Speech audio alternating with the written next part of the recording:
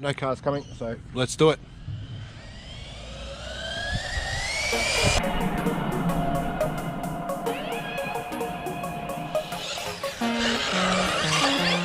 oh, come on, come on.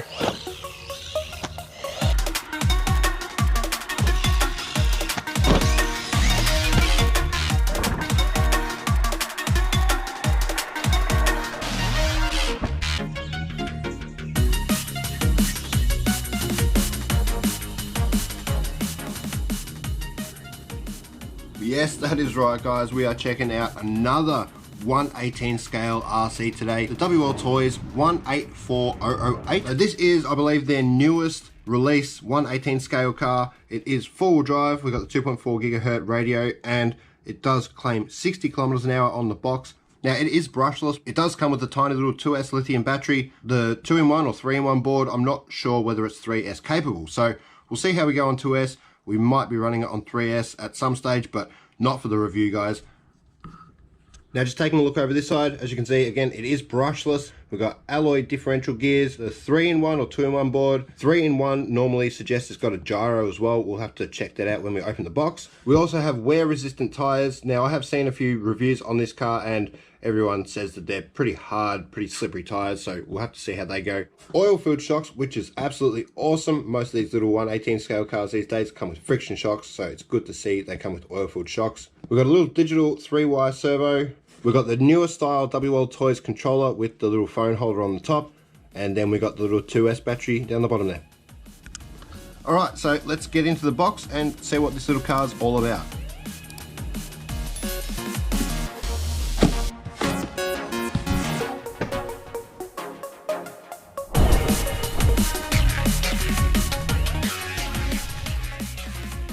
Now, as always, guys, we will go over the style, the look of the car first. Go speed, front speed. And in my opinion, it looks awesome. I really like the design. I really like this low drag style wing. It adds a lot of character to the car. Yeah, I think it looks fantastic.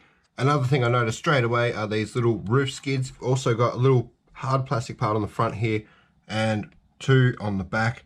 Now, I believe the two on the back and the little one on the front are all a part of the clipless body system, because as you can see, there is no clips on the shell, but I think they're going to add a little bit more strength, just as these top roof skids should do.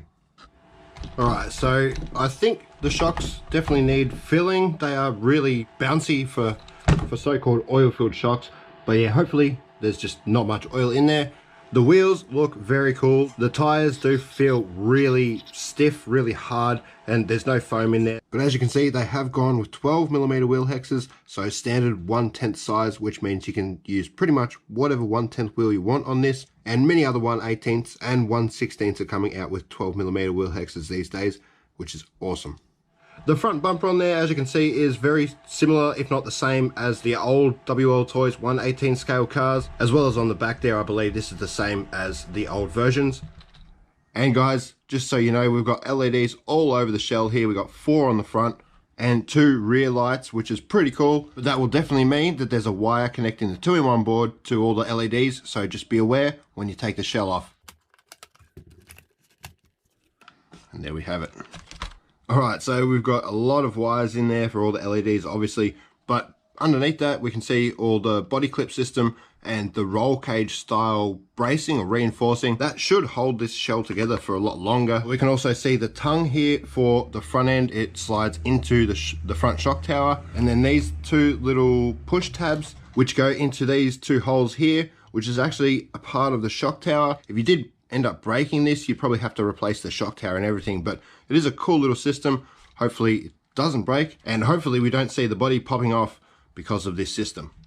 Now guys, I'm not too familiar with the old Wltoys 1/18 scale cars, but I do believe the chassis and everything is very similar, apart from all the little bits and pieces for the clipless system. Maybe the battery latch here is a bit different, but most of it is very similar to the old 1/18 scale. Now, it is obviously all plastic or composite, except for the hinge pin braces. They do have some blue aluminium hinge pin braces in there, as well as an aluminium Ackerman or steering arm underneath the top plate there. Just here we have the oil-filled shocks, or at least I hope they're oil-filled shocks. We have full steel drivetrain, and as you can see, the drive shafts are quite chunky, so they should be fairly strong, but I can definitely tell there's no oil or grease in the differentials. Same as on the back there, no grease or oil in the diff. They have full ball bearings throughout the drivetrain. I actually got that one wrong, guys. They don't have ball bearings in the rear hubs or the front hubs or steering knuckles, only bushings, so we might have to get them swapped out at some stage. One thing I am noticing that looks rather weak are the tie bars or tie braces. Same thing on the rear. They are extremely thin and they're really flexible, but hopefully they'll just bend and not snap. Again, I really love this style of wing, but it does look a little bit weak, especially the wing mount here. But as you can see, the wing itself is really flexible, so hopefully it's flexible enough just to take all the bumps rather than breaking. And now taking a look at the electronics, we have here the 2-in-1 board. I don't think it's a 3-in-1 board. There's no gyro switch or anything on the controller, so yeah, this has to be a 2-in-1 board, an ESC and receiver combo. Over this side we have our 3-wire digital servo. I'm really happy to see a lot of companies using 3-wire servos rather than the 5-wire servos now. Very easy to modify or swap over electronics and stuff and continue using the stock servo. Here we have our little brushless motor. They have glued the heatsink on, so I can't take that off and check the KVs or the actual size of the motor, but as you can see, it is 40 millimeters long and it is 28 millimeters wide. So the instruction manual actually says it's a 2838 size motor, but again, it doesn't have any KVs, so I'm not quite sure what that is. And under here we have our tiny little lithium battery, 7.4 volt, 1200 milliamp LiPo. This should be good enough for this car. It is very small, and I do run very small batteries in most of my cars anyway, just to keep it lightweight and hopefully restrict any damage. I think this will be fine. They have the oil-filled bladder in the cap, in the top cap.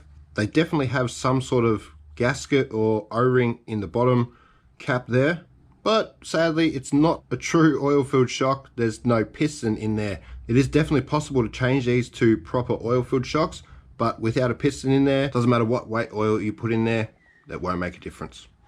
You know what, guys, I'm going to do an experiment with the rear shocks. I'm going to put 30,000 weight diff oil in there. Because it is such thick oil, it might actually slow that screw head down a little bit and give it a little bit of dampening and rebound. We can only test it.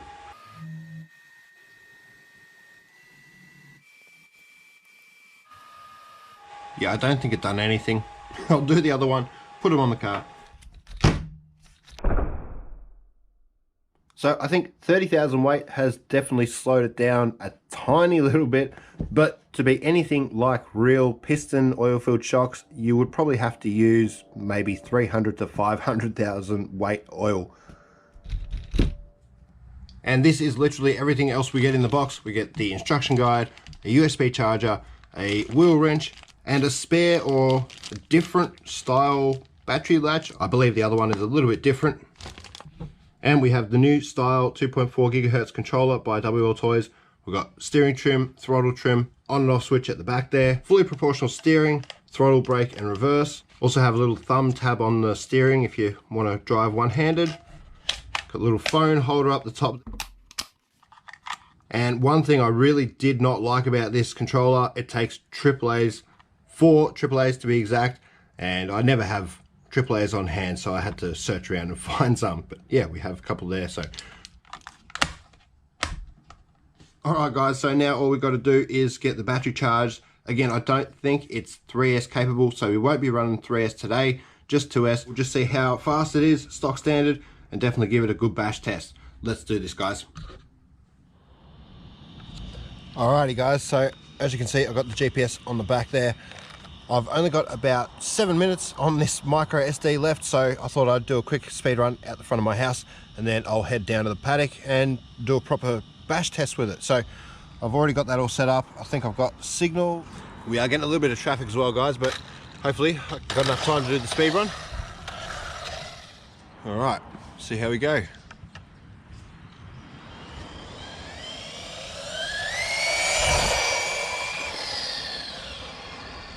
Wow, everyone said it's quite squirrely. It's pretty good, I reckon.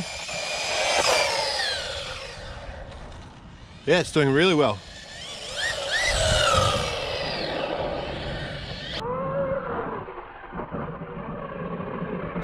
Nice. Sounds horrible though. The gears are definitely too tight. I'm assuming it's a spur and pinion mesh, not the differentials. Stop and read. 54 kilometers an hour.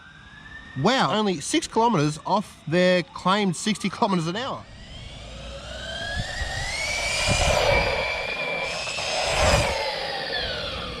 Nice, we might be getting an extra couple of kilometers an hour there. Oh, the brakes don't really work when you're going too slow. You kind of just go straight into reverse. So what do we get?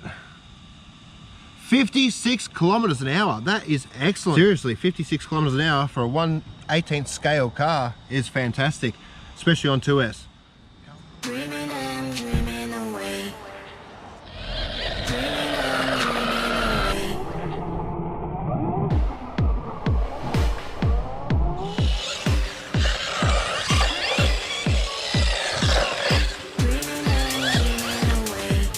Oh yeah, it's a bit squirrely.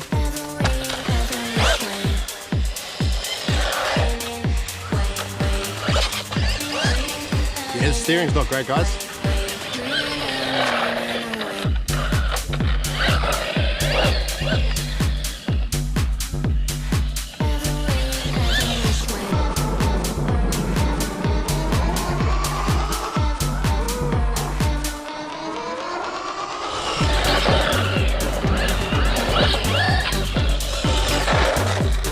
Yeah, it spins out very easy. Hope it's better on the grass.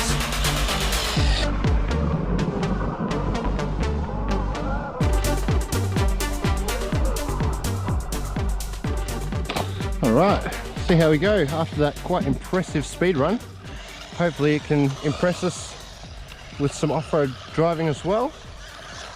Yeah, the grass is getting quite long down here at the moment, guys. So. Nice.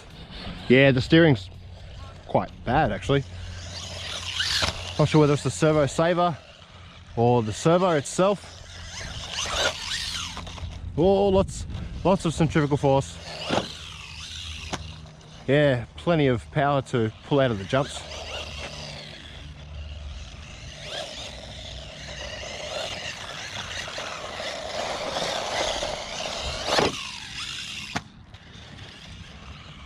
I'm glad I put that 30,000 weight oil in the rear shocks. It would have been so much more bouncy, I think.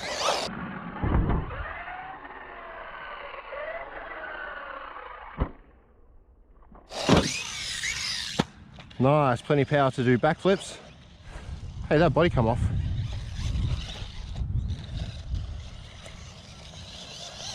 Yep, the tongue came out of the front shock tower.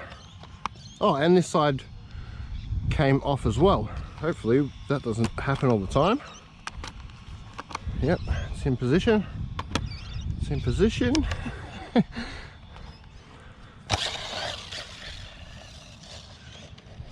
Yeah, we definitely need to change that steering. Oh, it's doing all right, but yeah, there's definitely a few things that we need to fix up. Good for big airs at the moment, but not great steering. Nice. Yeah, very hard to control on this dirt. Oh. Oh, as long as it's tough, a few crashes like that shouldn't matter.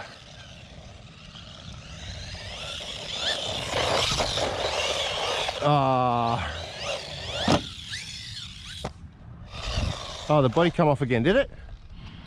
Yep, the body came off again. Haven't really been going too hard on it either.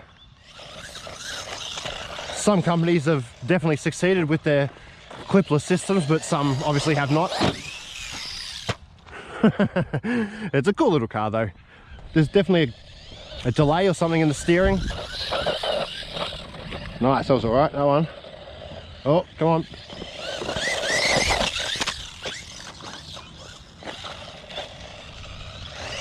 That is full lock as well, guys.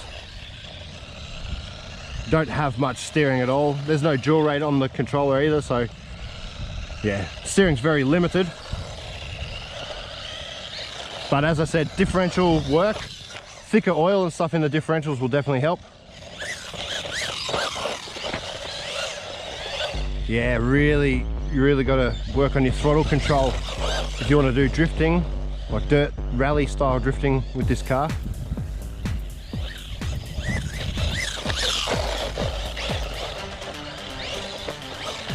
It's very hard to drift around this little island. Oh, no. Couldn't imagine that little 1200 milliamp battery lasted too long either.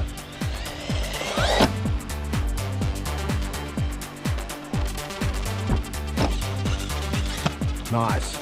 Perfect little front flips. Oh, oh, come on.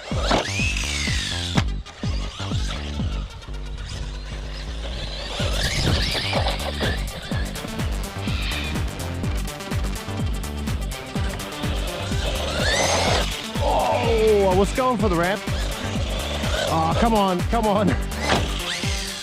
Really want to get a almost full throttle jump though. Can't hit that ramp fast. Come on. Nope.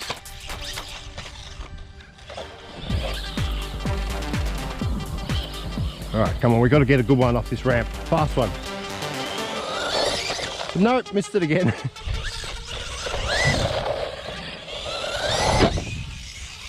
Oh, that might have broken something. Definitely pulled that rear clip out. The front's still in, yeah, the front's still in.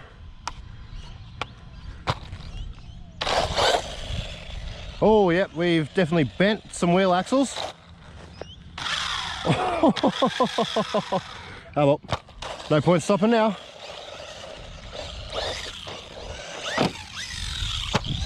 Just keep jumping, we might straighten it.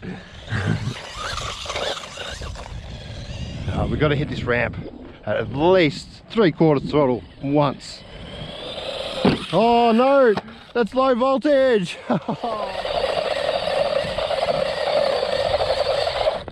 Yep, that's it. That is all finished.